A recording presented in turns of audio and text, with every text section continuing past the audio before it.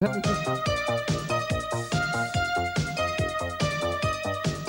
week's Eye on Hong Kong runs into trouble at a festival of theatre from France. And meets Taiwanese superstar and Renaissance woman Judy Ong. Along with tonight's cover story, China Blues, we profile Hong Kong's own guitar hero, Eugene Pao.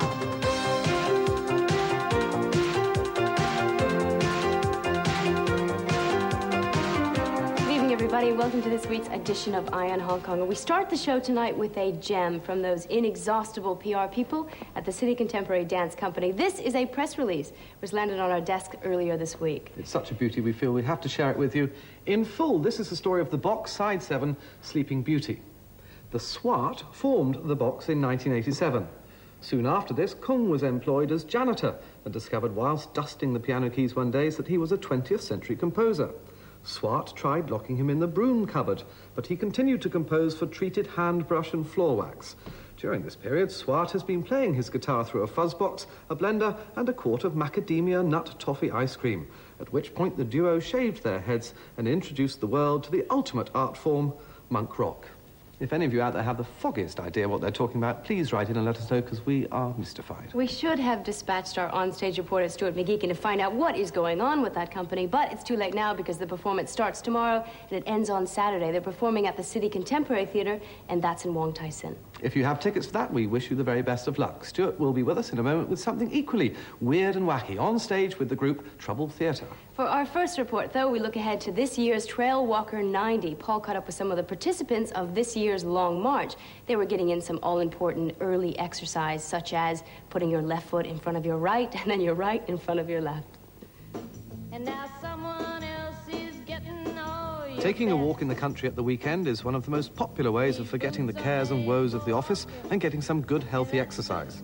It's also a good way to raise money for charity if you're prepared to walk 100 kilometres in 48 hours.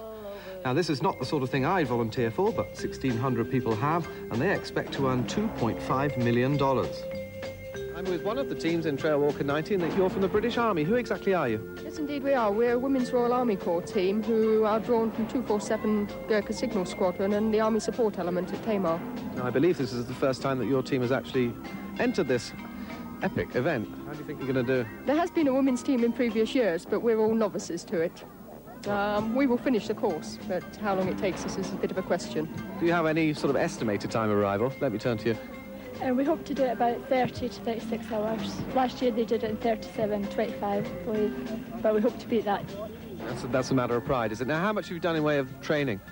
Well, we haven't all managed to train every week as a group, but we've been doing it a week on, a week off where we can, and doing runs in the morning, and that's been going on since about June. Throughout the training we've covered every walk, so we'll have to see how it goes in the day.